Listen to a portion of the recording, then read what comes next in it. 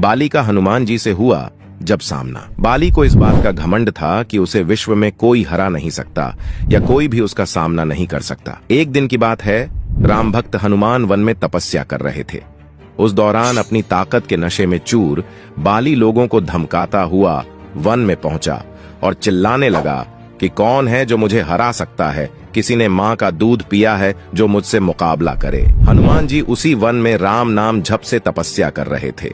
बाली के चिल्लाने से उनकी तपस्या में विघ्न हो रहा था। उन्होंने बाली से कहा, वानर राज, आप अति बलशाली हैं, आपको कोई नहीं हरा सकता, लेकिन आप इस तरह चिल्ला क्यों रहे हैं? ये सुनकर बाली भड़क गया। उसने हनुमान जी को चुनौती दी और यहाँ तक कहा कि अरे वानर, तू जिसकी भक्ति करता है मैं उसे भी हरा सकता हूँ। राम का मजाक उड़ता देख हनुमान को क्रोध आ गया है और उन्होंने बाली की चुनौती स्वीकार कर ली और तय हुआ कि अगले दिन सूर्योदय होते ही दोनों के बीच दंगल होगा। अगले दिन हनुमान तैयार होकर दंगल के लिए निकले ही थे कि ब्रह्मा जी उनके समक्ष प्रकट हुए।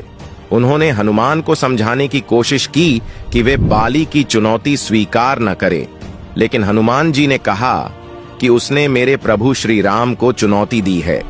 ऐसे में अब यदि मैं उसकी चुनौती को अस्वीकार कर दूंगा तो दुनिया क्या समझेगी, इसलिए उसे तो सबक सिखाना ही होगा। ये सुनकर ब्रह्मा जी ने कहा, ठीक है, आप दंगल के लिए जाओ, लेकिन अपनी शक्ति का 10वां हिस्सा ही लेकर जाओ और बची शक्ति को अपने आराध्य के चरण में समर्पित कर दो। दंगल से लौटकर ये शक्ति फिर हासिल कर लेना। ये सुनकर हनुमान जी मान गए और अपनी कुल शक्ति का 10वां हिस्सा लेकर बाली से दंगल करने के लिए चल पड़े। दंगल के मैदान में हनुमान जी ने जैसे ही बाली के सामने अपना कदम रखा, ब्रह्मा जी के वरदान के अनुसार हनुमान जी की शक्ति का आधा हिस्सा बाली के शरीर में समाने लगा। इससे बाली के शरीर में उसे अपार शक्ति का एहसास होने लगा। उसे लगा जैसे ताकत का कोई समंदर शरीर में हिलोरे ले रहा हो। चंद पलों के बाद बाली को लगने लगा मानो उसके शरीर की नसें फटने वाली हैं और रक्त बाहर निकलने ही वाला है। तभी अचानक ही वहाँ ब्रह्मा जी प्रकट हुए और उन्होंने बाली से कहा कि खुद को जिंदा रखना चाहते हो तो तुरंत ही हनुमान से कोसों दूर भाग जाओ,